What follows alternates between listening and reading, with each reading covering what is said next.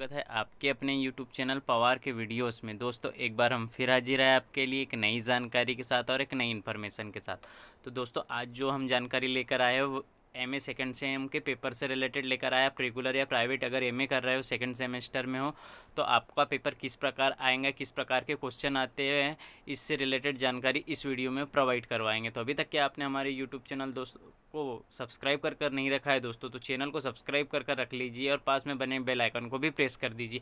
और आप हमें कमेंट्स कर सकते हैं कि आपको किस क्लास के पेपर चाहिए, पुराने वाले जो ओल्ड पेपर रहते किस प्रकार के चाहिए, तो हम वह भी पेपर लाकर आपको वीडियो बनाकर प्रोवाइड करवाने की पूरी कोशिश करेंगे। तो आप हमें ज़रूर कमेंट करिए कि आपको किस प्रकार के और भी पेपर चाहिए। तो चलिए आज हम आपको बताते हैं MA second semester political thinker का पेपर कैसे आया था 2023 वाला। यह वैसे छिंदवाड़ा यूनिवर्सिटी का है लेकिन सब एक जैसी रहता है। राजा शंकर शायद छिंदवाड़ा यूनिवर्सिटी का पेपर हम आपको बताने जा रहे हैं। तो यह कितने नंबर का रहता है तो आप यहाँ पर देख पा रहे हो। रेगुलर वालों के लिए यह दोस्तों 40 नंबर का रहता है और प्राइवेट वालों के लिए 50 नंबर का रहता है, जिसमें से रेगुलर वालों को 14 नंबर और प्राइवेट वालों को 18 नंबर लाने होते हैं। चलिए कुछ इस प्रकार पेपर का फ्रंट पेज रहता है। तो इसमें 5 ऑब्जेक्टिव भी आते हैं दोस्तों छिंदवाड़ा यूनिवर्सिटी में।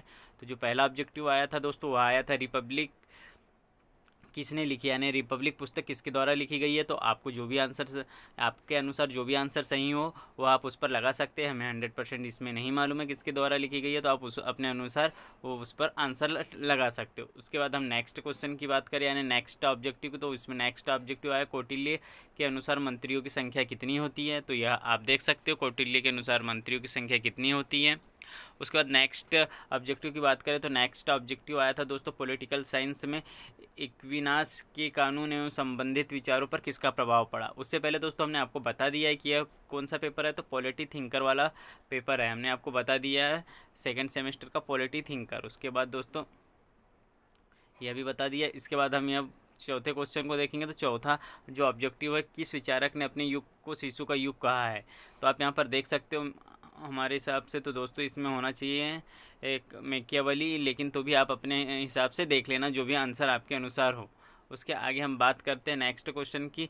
तो लेवियांथ किसके द्वारा रचित कृति है, यानी ये जो पुस्तक लिखी है इन्होंने लेवियांथन किसके द्वारा लिखी गई है। तो आप अपने अनुसार आंसर देख सकते हो, सही आंसर सर्च करके लगा सकते हो। अब हम क्वेश्चनों की बात करें तो दोस्तों जो खंड ब है यह 2 नंबर के क्वेश्चनों वाला है और खंड ब 5 नंबरों के क्वेश्चनों वाला है। तो इसमें जो क्वेश्चन आए, एक क्वेश्चन है मेन और एक है उसके अपोजिट में और में या अथवा में। तो आप हम आपको पूरे क्वेश्चन बताते हुए चलते हैं और आप भी पढ़ते हुए चलिए, स्क्रीनशॉट ले लीजिए। अगर आपको पेपर लगता है तो भी हमें कमेंट्स कर सकते हैं, तो हम आपको यह पेपर प्रोवाइड करवाने की कोशिश करेंगे।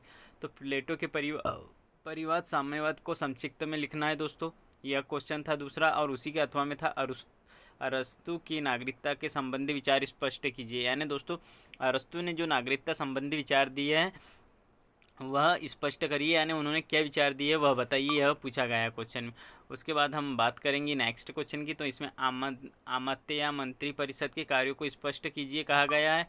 उसके बाद नेक्स्ट क्वेश्चन की बात करें उसी के अथवा में जो है वह है कन्फ्यूशियस के आदर्श राज्यों को विचारों को बताइए, यानी कन्फ्यूशियस जो है उनके आदर्श राज्य यानी कैसा आदर्श राज्य होता है, क्या होता है, उनके विचार को यहाँ पर बताने को कहा गया है। आगे बात करते हैं दोस्तों पेपर की। तो यहाँ पर आप देख पा रहे हो थॉमस एक्विनास के योगदान पर टिप्पणी लिखी है, यानी थॉमस एक्विनास के योगदान पर टिप्पणी लिखी है कि क्या टिप्पणी की है इन्होंने। और संत अगस्टाइन यहाँ पर आप पढ़ सकते हो, संत अगस्टाइन के 2 नगरों के सिद्धांतों को बताइए, यानी संत अगस्टाइन जो थे उन्होंने जो 2 नगरों का सिद्धांत दिया था उसके बारे में जानकारी दीजिए। उसके बाद 5th क्वेश्चन में कह रहा है मेर्सिलियो द पेडुआ की विधि विषय विचार लिखिए, यानी मेर्सिलियोदोना ने जो ये विधि विषय पर विचार दिए थे वह बताइए। उसके बाद उसी के अथवा में मैकियावेली के आदर्श यहाँ पर दिया है, मैकियावेली के आदर्श शासक विषय पर विचार स्पष्ट कीजिए, यानी मैकियावेली ने आदर्श शासक के लिए जो विचार दिए थे आदर्श शासक के लिए उस पर विचार स्पष्ट उन्होंने जो किए थे वह बताइए। उसके बाद मानव स्वभाव के संबंध में यहाँ पर दिया है मानव स्वभाव के संबंध में हॉब्स के विचार, यानी मानव का स्वभाव कैसा रहता है क्या रहता है, इसमें हॉब्स ने जो अपने विचार प्रकट किए थे वह बताना था। उसके बाद दोस्तों लॉक के योगदान को स्पष्ट कीजिए, यानी पॉलिटिकल थिंकर में लॉक का क्या योगदान रहा है वह आपको बताना है। उसके बाद अब हम खंड स की बात कर रहे हैं, तो दोस्तों खंड स ये वाला है, और ये छिंदवाड़ा यूनिवर्सिटी में ये खंड स में 5 नंबर का एक क्वेश्चन था। तो चलिए इनमें खंड स में फर्स्ट क्वेश्चन जो है वो यानी 7th नंबर का भले क्वेश्चन है, लेकिन खंड स वाला जो भाग है उसमें प्लेटो की न्याय संबंधी अवधारणा को स्पष्ट कीजिए, यानी प्लेटो ने जो अपनी न्याय संबंधी अवधारणा दी है उसे लिखिए। और उसके बाद दोस्तों अरस्तु का राज्य संबंधी सिद्धांत, अगर आपको यह नहीं मालूम है तो आप ये वाला भी क्वेश्चन कर सकते थे, लेकिन हम पूरे क्वेश्चन आपको बताते हुए चल रहे हैं। तो अरस्तु का राज्य संबंधी सिद्धांत स्पष्ट कीजिए, यह वाले क्वेश्चन में इन्होंने यह कहा है। उसके बाद कौटिल्य के सप्तांग सिद्धांत की व्याख्या कीजिए, तो कौटिल्य के सप्तांग सिद्धांत की व्याख्या करिए, यह क्वेश्चन में पूछा गया है। और कन्फ्यूशियस के राजनीतिक विचारों पर टिप्पणी लिखी, यानी इनके जो राजनीतिक विचार थे कन्फ्यूशियस के उन उस पर टिप्पणी करना है, यानी उनके विचार और थिंकिंग लिखना है। उसके बाद थॉमस एक्विनास के कानून संबंधी विचार लिखिए, यानी थॉमस एक्विनास ने जो कानूनी संबंधी विचार दिए है वह यह क्वेश्चन में आपको लिखने के लिए कहा गया। और उसके बाद यहाँ पर आप देख पा रहे हो संत अगस्टाइन के राजनीतिक विचारों का वर्णन कीजिए, यानी संत अगस्टाइन जो थे उनके राजनीतिक विचारों का यह भी 5 नंबर में फिर उन्होंने रिपीट कर दिया। फिर उसके बाद मर्सिलियोनियो के राजनीतिक विचार को स्पष्ट कीजिए, यानी यह इन्होंने 5 नंबर में यह वाला क्वेश्चन पूछा है। और मैकियावेली को शिशु युग क्यों माना जाता है, जैसे ऑब्जेक्टिव में पूछा। तो देखिए दोस्तों यहीं पर एक ऑब्जेक्टिव का आंसर मिल चुका है कि मैकियावेली को शिशु युग का रूप क्यों माना जाता है, यानी वह एक ऑब्जेक्टिव में आंसर मैकियावेली ही है दोस्तों।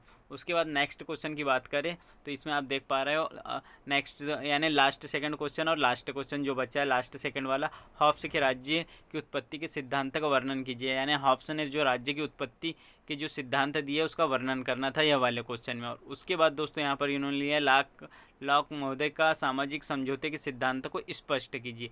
तो कुछ इस प्रकार पॉलिटिक थिंकर का पेपर आया था जो हमने आपको पूरा बताया। इसमें अगर कुछ रह गया तो आप हमें कमेंट्स कर सकते हैं, अगर आपको किसी क्लास का और पेपर चाहिए तो भी आप हमें कमेंट्स कर सकते हैं, हम वह आंसर यानी दोस्तों वह पेपर आपको प्रोवाइड करवाने की पूरी कोशिश करेंगे जो भी ओल्ड पेपर हमारे पास रहते हैं। सो थैंक यू दोस्तों, अगर आपको यह जानकारी अच्छी लगी हो तो अपने दोस्तों के साथ शेयर करके चैनल को भी ज़रूर सब्सक्राइब करिए।